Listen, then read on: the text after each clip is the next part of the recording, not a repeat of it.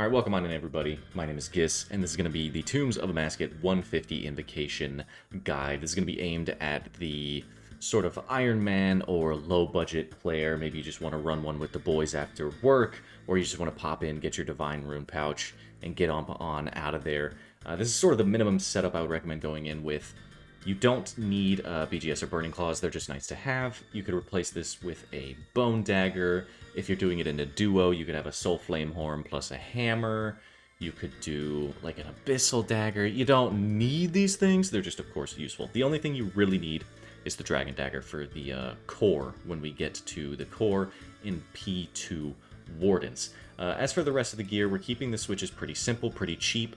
You don't necessarily need that much to complete a 150, but if you want to do it in a timely manner, of course, the better gear you have, the better it will be in the long run. For our stab weapon of choice, we are going to bring the Zamorakian Hasta. Just bring your best stab weapon. Usually this is like the floor, I think. You could technically do this with a Karis Partisan, you just might have a little bit of a bad time at certain rooms, though maybe after the changes it's not so bad. Hasta's pretty cheap. If you're an Ironman, you run TDs, get your Scorching Bow, run over to Zamorak, get yourself a Hasta, and then come on over here. Fire Cape and Dragon Defender totally fine. This is just, I don't have them because I never bothered to go back and get them. Totally fine. This you get after Desert Treasure 2. It's just a little bit of all-round hybrid accuracy, and then 2 strength bonus. If you have, say, a Berserker Ring imbued, you can bring that. Anything can really go in the slot. You can just camp the Light Bearer if you have one. If you're not a Iron Man, you can just go ahead and camp this. If you are an Iron Man, you won't have this. It's useful, completely unnecessary. It's just something you can do in the downtime, regen your special attack energy. But if you're not using these weapons, you kind of don't need this anyway, right? As far as the rest of the inventory goes, we do have an Eclipse Atlatl for our ranged. And if you've never used this set, all it does is, I believe, 1 in every 5 attacks, you will have a chance to proc a burn, and it's just a little bit of extra damage. It's also fairly accurate. I'm just going to drop this here, Anglerfish, and show you how accurate it is.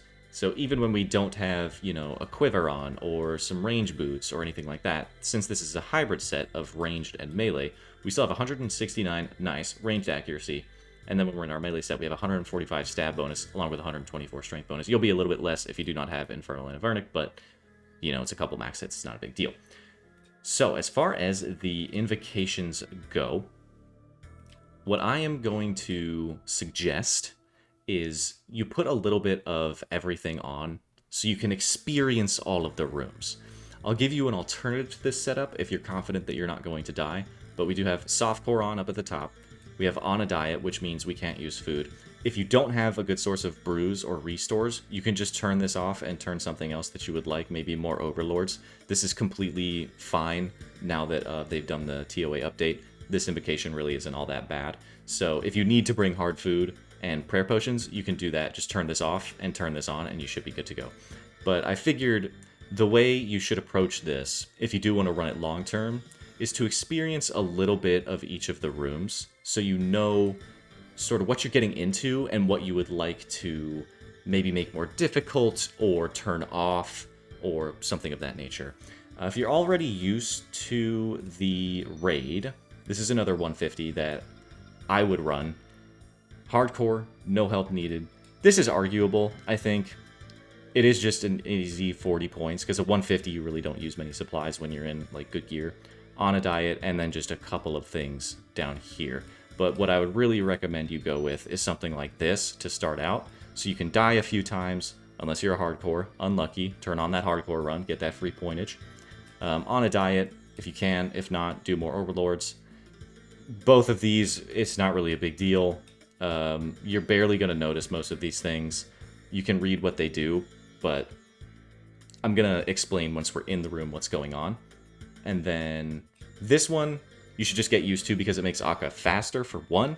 And 2, if you don't have this on, it's honestly harder, I think, in my opinion, to do the Simon Says correctly, because you'll end up walking a little bit too early or a little bit too late because the timing is just very, very weird. Gotta Have Faith, usually pretty irrelevant. Jungle Japes just drops a banana, usually pretty irrelevant. This actually makes the Shockwave easier to dodge, so have this on regardless. This speeds up the charge rate of the obelisk a little bit, not a big deal, and this just makes the attack quicker during the obelisk phase. But the obelisk phase is so short that we can just power through it, And these two things really don't matter either. So the only thing, realistically, that matters, quote-unquote, is the fact that we're on a diet. So we have to bring in brews. Other than that, it's kind of just this. This is all you really have to worry about in this raid. So last note, let me make sure we are on Arceus book. We're going to bring in Thralls. That's all you really need. Make sure you bring your Book of the Dead. I have a spare super combat and ranging potion in the inventory for the beginning of the raid. If it ends up taking a little bit too long, you can repot going into Kephri. In my chugging barrel, I guess I have to open it like this. I have a Divine, an Extended Anti-Venom, and a Stamina. This is for Baba. If you end up messing up and hitting a Cursed Thrall's Venom trail, you'll get Venomed, so make sure you bring in some form of anti-poison or anti-venom so you can clear that up. What I'm going to suggest you do is bring in 1 or 2 Sandfuse serums. If you do not have access to these on an Ironman, you can just bring in a couple of anti-poisons, maybe just 1 anti-poison, or if you really want to, you can camp a Serpentine helmet if you do have it. One other note about supplies. Adjust this as you see fit. Maybe drop 1 Super Restore for an additional brew if you think you're going to make a couple of mistakes. If you're kind of good to go, you know what you're getting into, you could even drop a brew for more prayer if you just want to camp prayer. There are opportunities to lazy flick or one-tick flick if you do want to do that. I personally don't bother most of the time. Maybe I'll lazy flick here and there if I think I'm going to run out of supplies. But most of the time, I just use my supplies. That's what they're there for. I'm not here to get RSI. You know what I mean?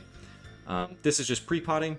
So other than that, upgrade where you can, of course. You obviously don't bring this if you have, you know, full Bofa, crystal, all that kind of stuff. Like, if you have this gear, use it, right? Upgrade where you can. This is a basic Trident of the Seas. If you have Trident of the Swamp, go ahead and bring it. If you have Sang, bring it. If you have whatever you got, bring it. You want your best stab weapon, your best range setup, and your best magic setup, and you can sort of arrange that how you want. This setup just reduces the amount of switching you will have to do, so you can keep your mind on the raid rather than on your inventory or on your prayer book as much as you see the big boys do. So, without further ado, let's jump in there. Oh yeah, one last thing before I forget. If you don't have a pickaxe in this wall, go ahead and put a pickaxe in there. Rune or dragon, don't put anything lower, preferably dragon. Obviously, if you're an Iron Man, you don't have a dragon yet, just go ahead and throw a rune one in there.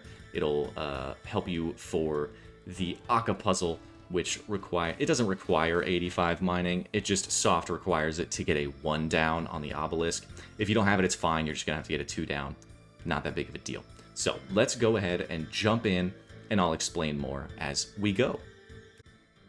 All right, pre-potted, and we're sprinting into the rain. The rain? The raid. We're going to start with Baba. And in Baba, you are going to camp your ranged gear. The room will spawn monkeys that you will have to damage with the opposite style. So a melee monkey will die to a magic attack, a ranged monkey will die to a melee attack, and a mage monkey will die to a ranged attack. The shamans and the cursed thralls will also die to ranged attacks. So we're really going to be camping our ranged gear for the most part. You very rarely need to swap over to your melee weapon. So I drop 3 things so I can pick up the potions and the hammer without having to fill my inventory. Okay, the reason you need these is because when you walk in, you will see a little skull above your head. If you're in a duo, one of you will have a skull. Something is going to happen in the room every so often. Sometimes the pillars will have little skulls in front of them, and you need to go repair a pillar per person in the room. And the same thing with the vents. A skull will spawn here, and you need to go pour the potion into the vent whenever the skull is above it. If you're in a duo, you'll have to do it twice. So 1 each, or 1 person can do 2 things, and then it scales up from there. If you are in a duo, what's going to happen is the combat monkey, you will get an extra one. It's always the same wave every single raid, so you'll kind of get used to the rotation you have to do with your weapons. But it's going to start with a couple of melee monkeys and a shaman. What you're going to want to do is always go for that shaman and always go for that cursed thrall, and you can leave the combat monkeys up and just use your protection prayer against them. Because if the shamans get to attack you for too long, it's going to spawn these little thrall monkeys that'll drain your prayer for every damage that they do. But let's not burn our potion any longer, and let's get up in there and do this thing. So you can pick either side of the room to camp. and you can summon a thrall. You don't really need prayer in this room, and all you're gonna want to do is immediately kill this, and then immediately run over to this guy and make sure he gets down, because with these thralls, if there's too many thralls, it just gets a little bit frisky. Protect against the combat monkeys, and obviously fix the room as necessary. Kill that thing. Make sure the volatiles don't explode on you. They are a 2-tile radius, so make sure you run at least 2 tiles away, so you don't get boomed, because getting boomed is bad. Protect against your combat monkey. Check if there's any shamans. I have my shamans tagged just so I can't really miss them. You can use inventory tags if you need to keep track of all of your stuff. Protect magic, run at the shaman. Get ready to run at this vent. Hit the vent, kill the shaman. Don't worry about the volley. Proc the volley. Kill the combat. Get this guy out of here. Any shamans? We got a shaman right there. We're going to run at it. Protect melee. Going to get this guy gone. We can leave that venom over there. Oh, we need augury. Okay, if you have a normal trident, you need augury to kill these guys in one shot, apparently. Didn't know that. Go ahead and hit this.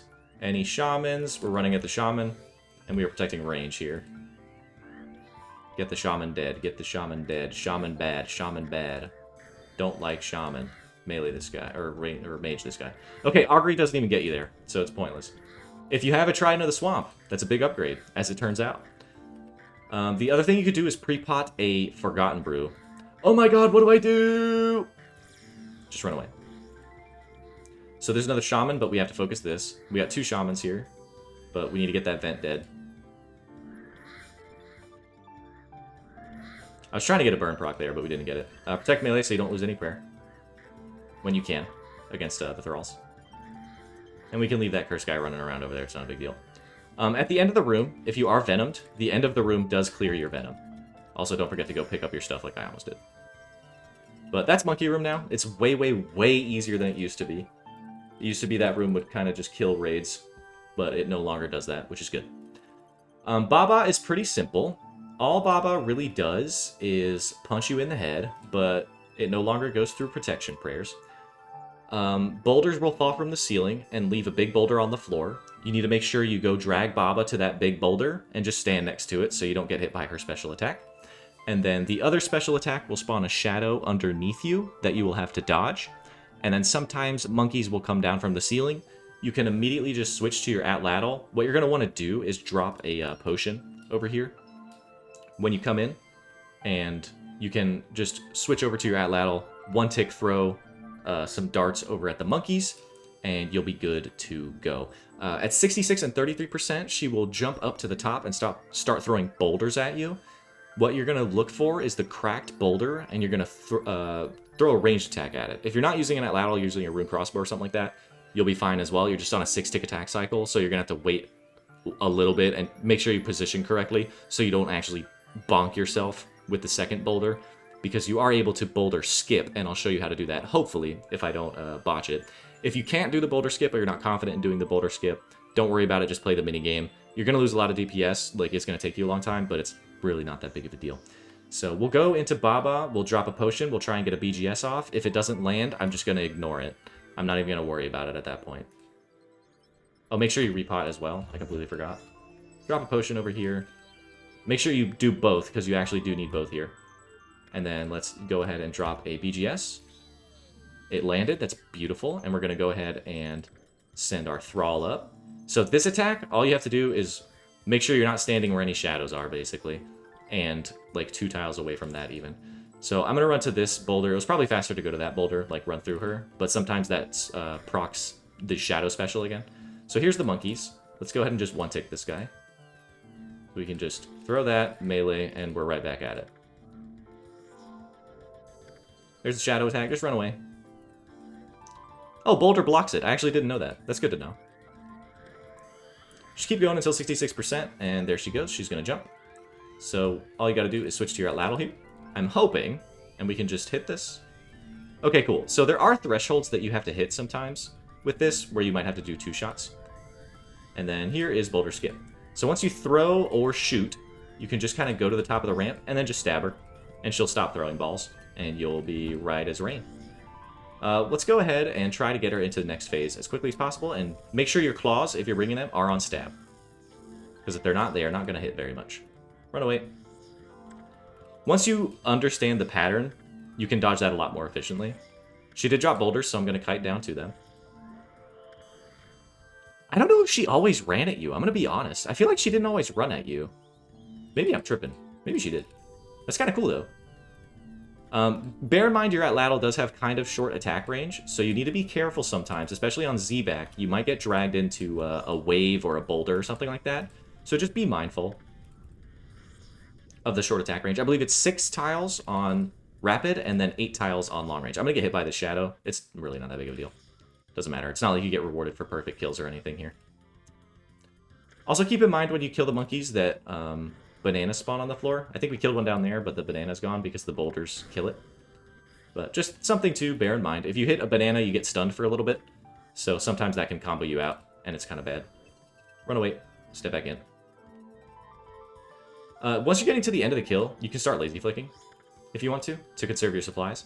Because after every room, you will regen all of your HP and spec and prayer and all that stuff. So I ignored the monkeys there because I knew the room was about to be over, and it doesn't matter. We can just let them be them. Okay, so that was a pretty clean Baba. We drank some super restore, but that's what it's there for. You don't have to do supplyless runs, contrary to popular belief. Next room we're going to do is Kephri, because Kephri is another one of those easy rooms that you don't really need a salt for. Okay, a quick note about the puzzle. Make sure you do have the Tombs of Amascut plugin. Let me see. Tombs of Amascut plugin. Make sure you have this installed, because it gives you a bunch of highlights that you can use for the puzzle rooms and some other stuff that you can pay attention to, like this TOA points for unique and stuff like that. All you're looking out for in this room is where the obelisk is. And you want to start on the side where you won't hit the obelisk. And the way you do this in a solo, this is only viable in solo. In duo, you just have to do both paths. It is what it is. But in a solo, what happens is whatever room you do, you will then cross to the opposite room, because this room unlocks that room, and this room unlocks that room.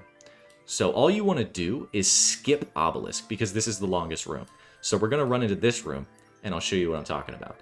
You effectively proceed diagonally through this room. So all you got to do here is run over the red squares, and it will solve that. And then you go through this crack to skip the obelisk. We don't like obelisk. We never want to do that. So obviously, if it's in the first room, just go to the other path, and you'll be good to go.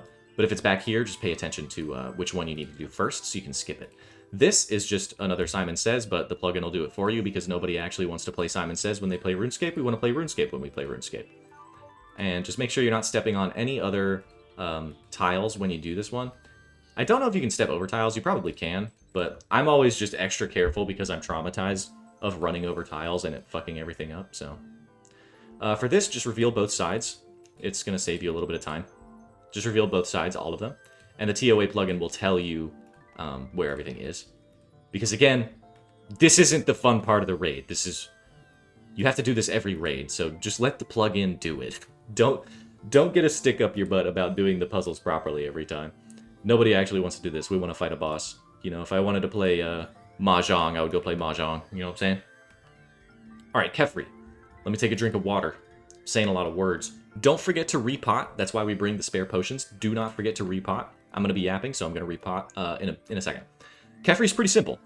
Those 2 tiles that I have marked, you're going to want to stand on those when the dung attack is on you. You'll see a bunch of flies appear around your character, and Kephri will stop launching the bombs into the sky.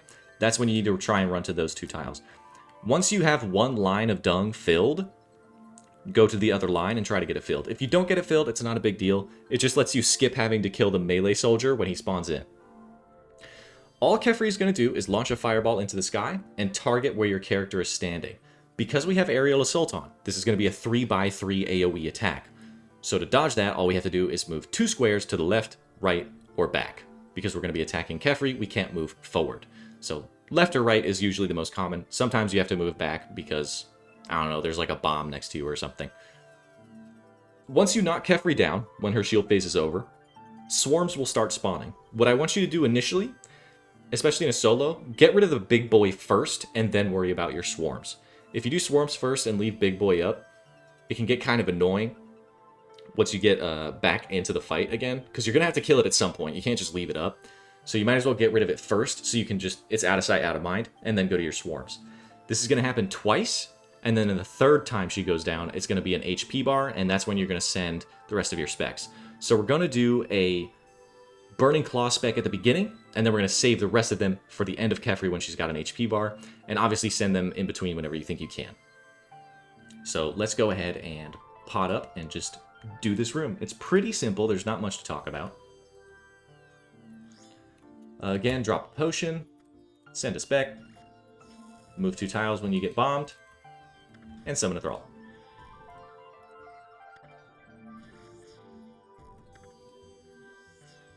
There's the dung attack. Let's move over to our tile. We're going to create a line there.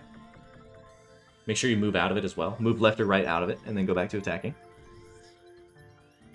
The reason I'm standing over here is because the first scarab spawns over here. You can pray Preserve if you want, as well, if you have normal combat potions.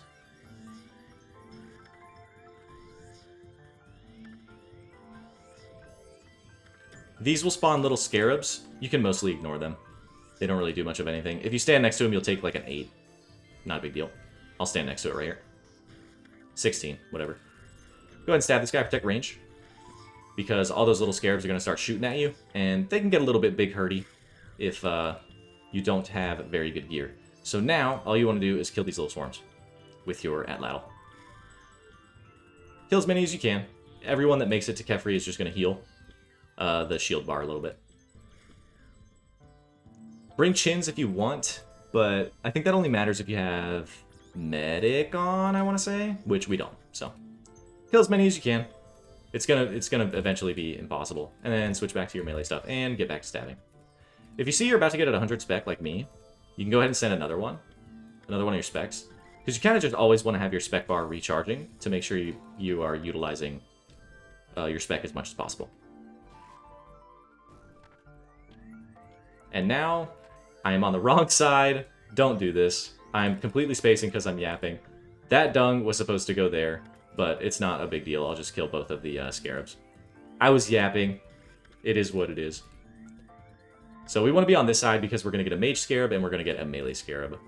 You want to get the mage scarab first. This blue guy, want to make sure this guy dies. And make sure you still dodge the targeted attack that's coming at you. Go protect melee for a second because this guy can chunk you a little bit. So protect melee while he's here. And then we'll switch back to protect range and try to kill some swarms. Back to protect range. Try to kill some swarms. Just kill the ones that you can. You cannot get them all. If you have a blowpipe, bring a blowpipe. But I'm just keeping this like low budget iron friendly. I think you would have Atlatl before you had a blowpipe. I assume. I have no idea what Iron Man progression is anymore. Alright, so we have to knock Kephri down one more time. And it will just be the HP bar. And I see that I'm coming up on 100 specs, so it's going to be kind of close if we get the DPS off here.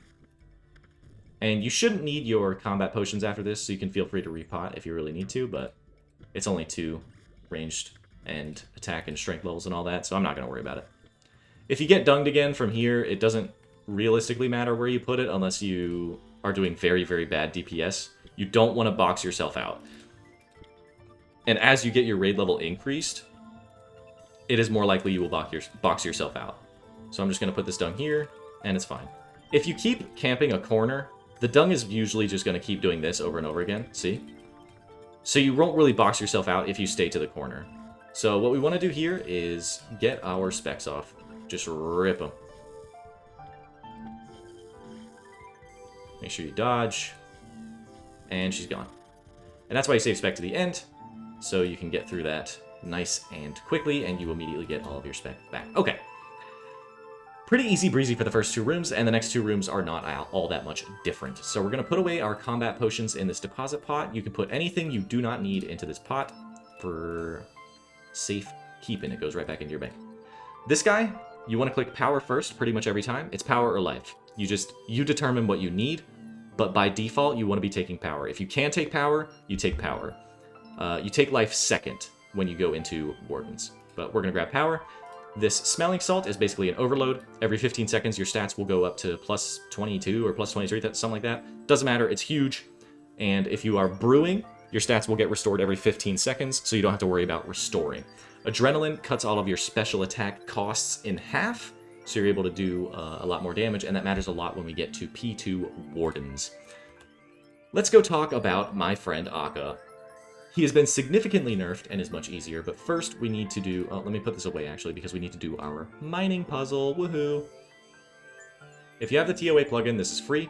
All you have to do is pick up your pickaxe, pick up the stray mirrors around the room, and just put them wherever that green arrow and the red thing tells you to put them. It's pretty simple. Don't get hit by the shadows and don't get hit by the light, if you can help it. I will put this down. I will spin this around, and once I push it, it's going to go bing, bing, bing, and then hit this shield. That's all you want the light to do, and the plugin basically tells you that's what it's going to do. These 2 tiles I have marked because you need to stand here. When the light turns green, you're going to want to click the statue from that square. If you have 85 mining, this will give you a 1 down most of the time, especially if you have Dragon Pickaxe. I believe even more so now because they reduced the HP on this thing a little bit, I'm pretty sure. But let's go ahead and push this into place after this beam. And let's go stand over here. And click on green. If you're below 85 mining, you might just have to do another set of puzzle, or not another set of puzzles, but just another one of those.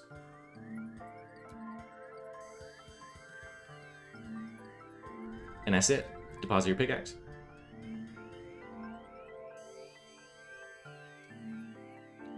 Alright, Akkha is pretty simple now. Whatever he is praying is what you are praying, and you just DPS him. Every so often, every 20% HP, he's going to make shadows appear. You want to DPS the shadows in a clockwise or counterclockwise direction, whichever way you prefer. I start here and go counterclockwise, and then once you kill a shadow, all you have to do is make sure Akkha is in that quadrant, and you're going to keep damaging him in that quadrant, and you're going to drag him counterclockwise. Wherever you kill the shadow is where you're going to kill Akkha to get him to the next shadow. He has 2 special attacks. One of them, he's going to disappear and go into the middle of the arena. And he's going to make these things light up. The skull, the lightning bolt, the star, and the fire. All you have to do is stick to these 4 middle tiles right here. Ignore the butterfly tiles. Don't worry about any of these. You're not going to use these. You have to stick to these 4 tiles. And just, if it's, you know, red, black, yellow, white, you just go red, black, yellow, white, and you pretty much follow it. There's nothing more to it than that. He will outline you in black sometimes. Anytime you run, he will put a bomb where you were and 1 tile in front of where you're going. So my rule of thumb is just don't move when you're outlined in black until you understand how exactly it works. And the only way you're going to understand how it works is to play with it. If you're really healthy and you have a lot of supplies, you can play with it. But at the start, just don't move. Keep DPSing with whatever style you can, because you're actually not forced into melee anymore when you get outlined in black. So just use whichever range style that you can. Ranger magic. The other special, or he can also outline you in white or orange, I think in a duo, but I don't think he does it in solo. So, for the most part, we're camping in the Eclipse Atlatl, and we're just going to throw it at him. Like, there's really not that much to this room anymore. At the very end, he'll go into tornado phase, and all you have to do is dodge the tornadoes and poke him with your stabby weapon. It is really that simple. It truly is.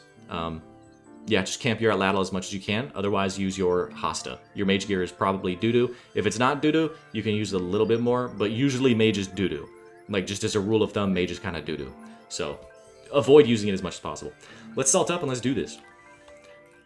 For the Atlatl, you do need to still pray Rigor, because it needs ranged accuracy, but it needs melee strength, which is, it's a very strange weapon, but it's very good, as you will see. Summon your troll.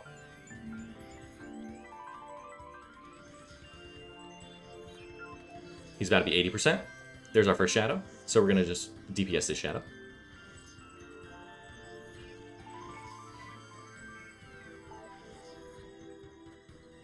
Cool. And I like to just get near where I'm going, which is over here. Alright, so he's on prey range. But he's going to do Simon Says first. So we got red, white, red, white. Pretty easy. Boom, boom, boom. Get on our melee gear, tech range, and stab him. You can use some Burning Claw specs here if you want.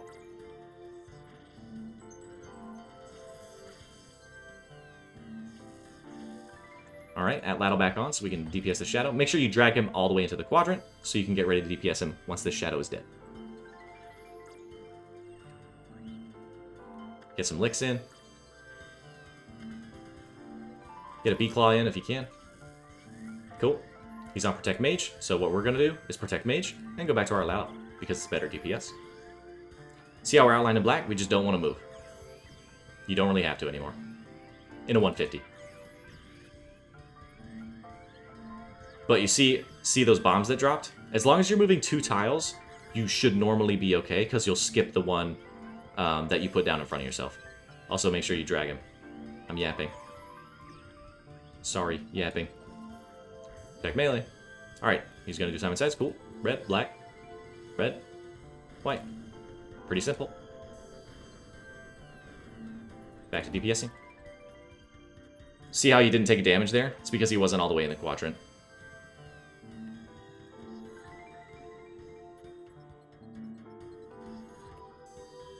Resummon Thrall.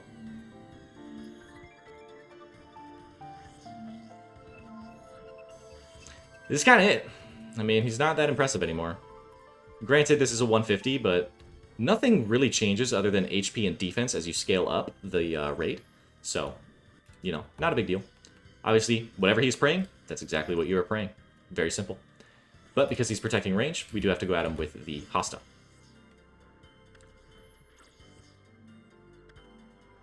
You can send another Burning Claw if you want. I'm just going to do that real quick, because Hosta damage is bad, and Burning Claw damage is good. You have a lot of burn going in this setup. Alright, so you have to stay in melee, turn off your Protection Prayer, and wherever he is, you stab him. And just dodge tornadoes. There's so little tornadoes now, it's kind of insane. Once you do, I believe it's 3 hits, he'll move.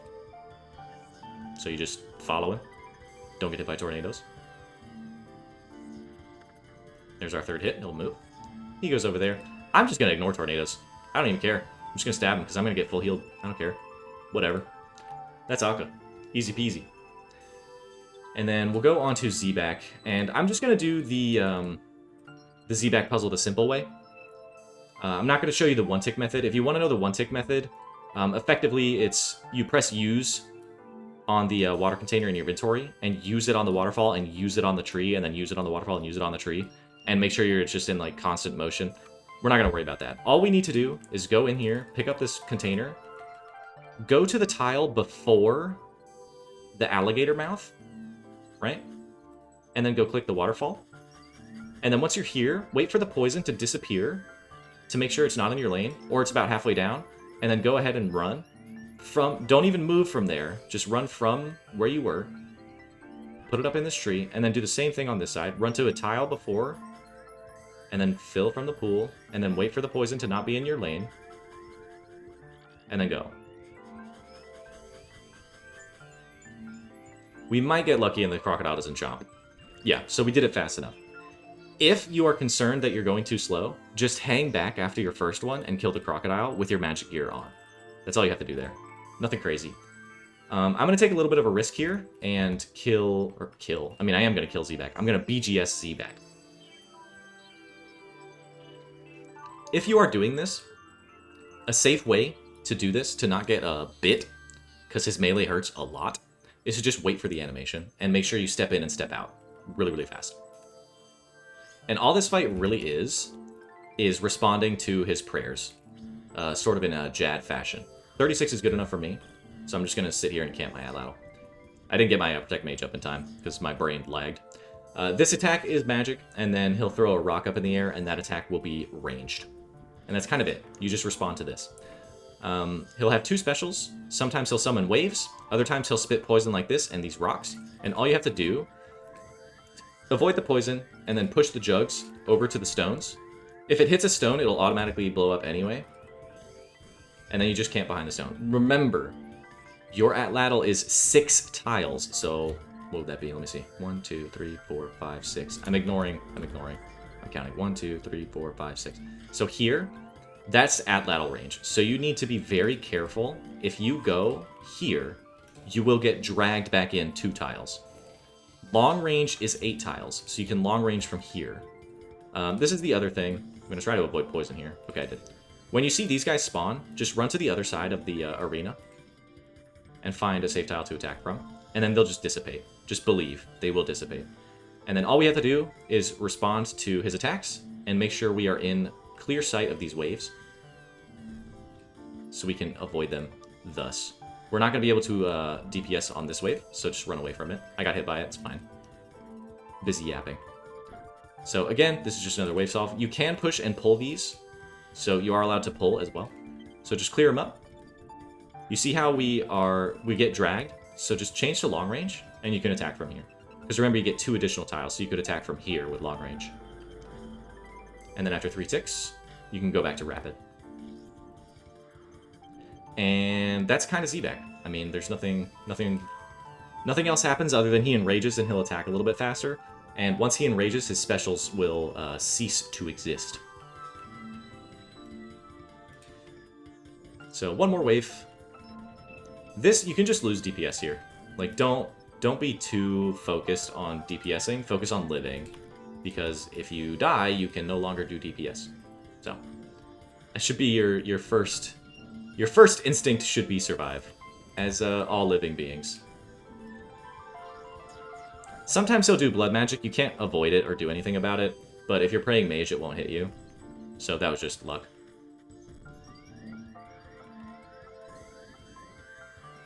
If you want to get a little bit better, you can flick during this phase too, because it's pretty slow. There's nothing really going on. And as you can see, we used 2 super restores or something. I don't know. So what you're going to do now is click life, and that's going to add it to your bag, and we're going to go ahead and store all of this because we no longer need it. Because why use your own stuff when you can use their stuff?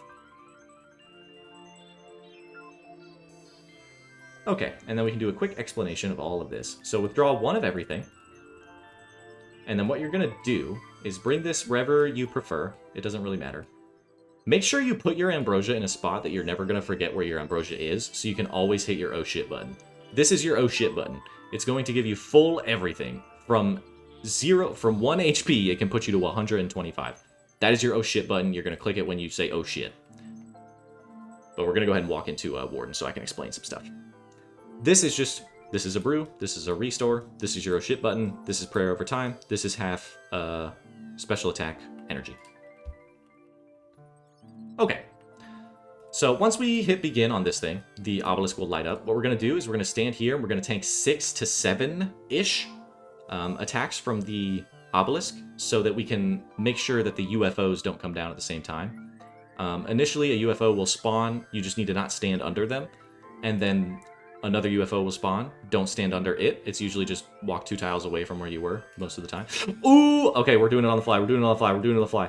Okay, you're gonna BGS spec the you're gonna BGS spec this obelisk, and you're gonna start shooting it. Okay, you're gonna eat like 6 to 7 of these attacks. So go down to about like 75. That looks good to me. We're gonna stand over here. Okay, get ready for the UFOs. I'm gonna go ahead and hit a brew right here, and I'm gonna resalt. And then I'm gonna move because the other microwave comes down, and I'm gonna bring out my other salt because I didn't resupply. Make sure you change this to left-click resupply. Very, very helpful.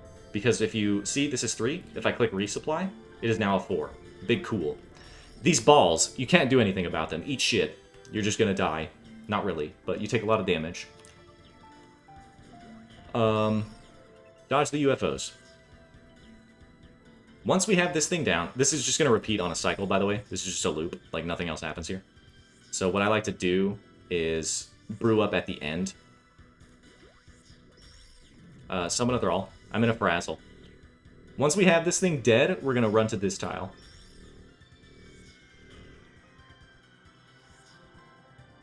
I'm going to brew. I'm going to brew. This is a slow-ass obelisk. Whoa. Okay. Wait for the UFOs to go. Switch into your mage gear. Put on Augury. Hit your Thrall. Spam click attack. Okay, this guy is going to just throw different attacks at you, and you need to respond accordingly. Very similar to Zebak. This is magic, and then if he throws a, like, rock at you, it's going to be ranged. Special attacks are going to happen. This is the fan.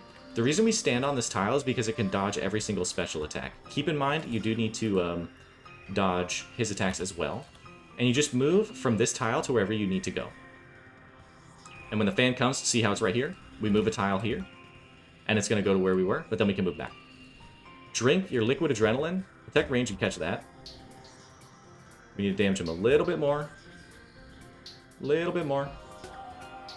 Once you see the animation, get into all of your melee gear, try to make everything happen, and spec this thing 5 times.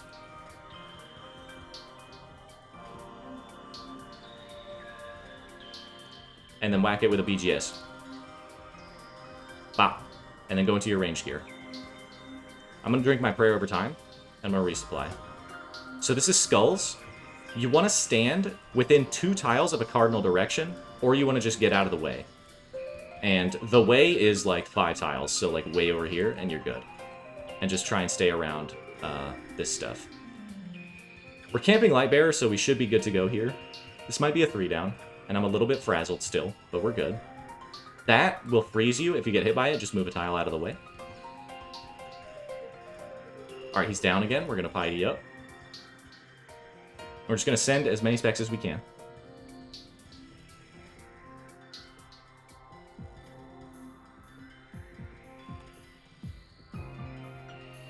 We're going to BGS whack a couple times. And it looks like we're probably going to send into P3. Okay, get your Atlatolon, heal up as much as you can right here. All you're going to do for this, it's the same pattern. You're going to go to the right side, and you're just going to stick to these 3 tiles. So you're going to go right, you're going to go left, and then you're going to go center. And you're going to loop this over and over and over and over again. Every time this thing spawns skulls, you're going to go back to the right side, and you're going to repeat this pattern. This is it for the time being. This is going to be your rotation for a very long time. Make sure you resupply. If you don't want to think about your prayer, go ahead and do the Scarab again. I'm going to heal up a little bit as well. Okay, so here's first skulls. Get into position with a melee weapon, and just tag each one of these. Don't worry about skull skipping for the time being. Tag all of the skulls, and then come back to the right side and get to attacking again. And because we don't have Insanity on, it's always going to start in the same pattern. Get your Thrall up if you can. Send Burning Claws if you can, if you have spec, and if you're comfortable. Only do these things if you're comfortable.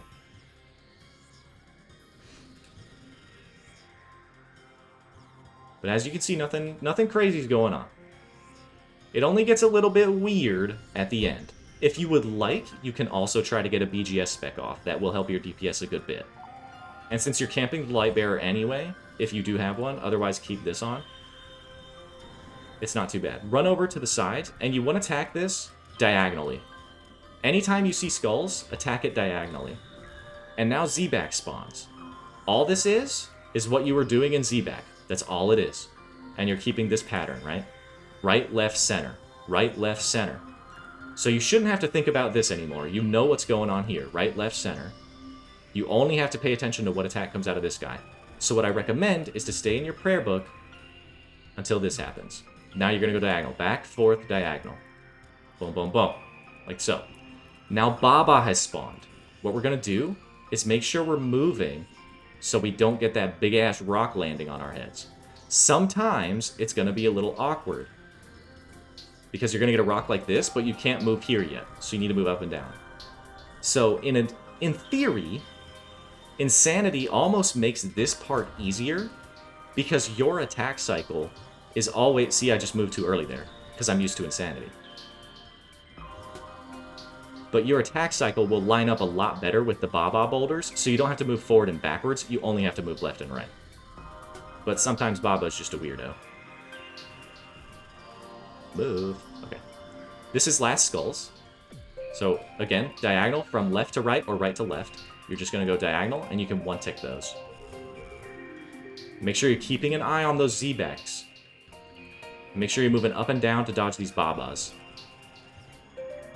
Up and down by default, left or right if possible, like so. Keep an eye on those Zebaks. I'm going to go ahead and drink an Ambrosia here, because I don't even want to think about healing my HP back. Now we're in Enrage, so we no longer have to go right, left, center. We just want to dodge the shadows on the ground. Make sure you don't stay in one spot for too long. Move to a clear tile, send an attack. Make sure you're keeping an eye on those Zebaks. Keep an eye on them. Resalt if you need to as well. If you end up getting to last row, The way these attacks come in is in sets of 3. So you'll see 3 sets of shadows, and you need to just go to the one that spawns the latest, or that spawned the first, I suppose I should say, and then go stand on that tile. So this spawned first. I could technically move back here after this explodes. But also be careful because you're putting ba-ba bombs everywhere. Ba-ba-ba-ba-ba-ba bombs. Priority is just find a clear tile, stand on it, and shoot. Make sure you're keeping an eye on those Zebaks, and just move between your autos. If you get hit, remember you have a no shit button. See, I just got hit there. I'm not going to panic. I'm not going to worry about it. Sometimes you get hit. If you're not careful, you're going to get hit. It is what it is. Hit your oh shit button. There you go. Boom. All mistakes erased. We don't even have to think about it. Mistake erased. Brew up when you need to. Sometimes your DPS will be a little bit corny, like it's happening right now. So we made it to last row, but we ended. And that's TOA. A bit of a rough run, I'm not going to lie. Our DPS was a little bit bad into that last row. If you do get to this last row, make sure you pay attention to how the shadows are spawning. It's going to be 1, 2, 3. And then when one explodes, you want to click on it. And that's a timing you'll sort of get used to over time. The big thing is to just keep an eye on those Zebaks and make sure you don't run into the Baba Boulders. So you want to clear tile, attack. Clear tile, attack. Clear tile, attack. But hopefully, that should get you your first 150 completion, and you can move around from there. Obviously, upgrade your gear when you can. Upgrading your gear is a big deal in here. Oh my god, and we just got the... That's so funny. I've been hunting that for about 100 raids, and we finally got it, so that's pretty cool. Hopefully this gets you into TOA. You can at least jump in and have a better idea of what you need to do now that it's a little bit easier. If you need a 300 guide, let me know, but nothing really changes all that much, other than you need to start upgrading your gear, and the monster's HP and defense will be a little bit higher, so Bone Dagger, BGS, Soul Flame Horn plus Dragon Warhammer, things like that start becoming a little bit more relevant. But other than that, nothing much changes.